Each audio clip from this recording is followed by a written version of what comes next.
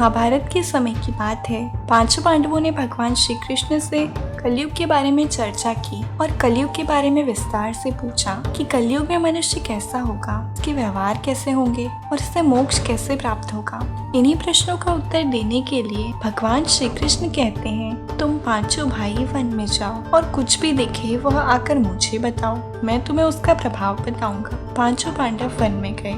युधिष्ठिर महाराज ने देखा कि एक हाथी की 2 सूंड है।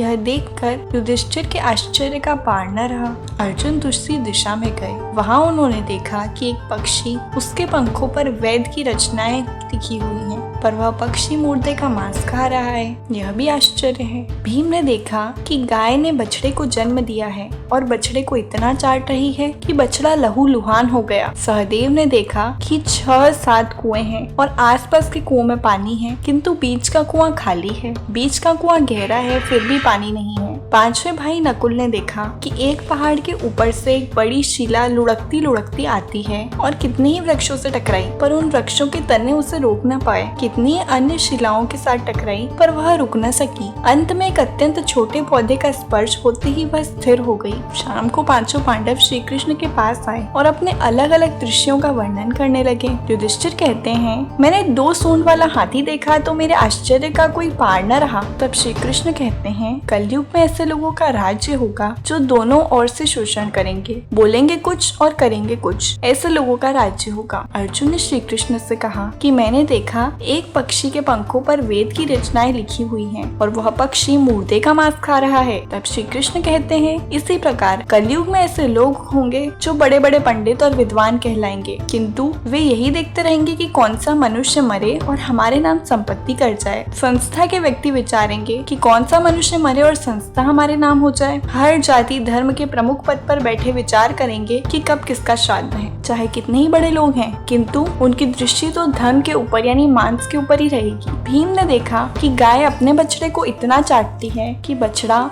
लहूलुहान हो जाता है, पर श्री कृष्ण कहते हैं कि कलयुग का आदमी शिशुपाल हो जाएगा। पालकों के लिए इतनी ममता करेगा कि उन्हें अपने विकास का अवसर ही नहीं मिलेगा। किसी का बेटा घर छोड़कर साधु बनेगा तो हजारों व्यक्ति दर्शन करेंगे, किंतु यदि अपना बेटा साधु बनेगा तो रोएंगे कि मेरे बेटे का क्या होगा। इतनी सारी ममता होगी कि उसे मोह माया और परिवार में ही बांध कर रखेंगे और उसका जीवन वहीं खत्म हो जाएगा। अंत में बेचारा अनाथ होकर मरेगा। सहदेव ने देखा कि 5-7 भरे कुएं के बीच एक कुआं एकदम खाली। इस पर श्री कृष्ण कहते हैं कि कलयुग में लोग लड़के लड़की के विवाह में, मकान के उत्सव में, छोटे बड़े उत्सवों में तो लाखों रुपए खर्च कर देंगे, परंतु पड़ोस में ही यदि कोई भूखा प्यासा होगा तो यह नहीं देखेंगे कि उसका पेट भरा है या नहीं। दूसरी ओर मौज मौज में शराब, कबाब, फैशन और व्यसन में पैसे उड़ा देंगे, किंतु किसी के 2 आंसू पोंछने में उनकी रुचि नहीं होगी और जिनकी रुचि होगी उन पर कलयुग का प्रभाव नहीं होगा,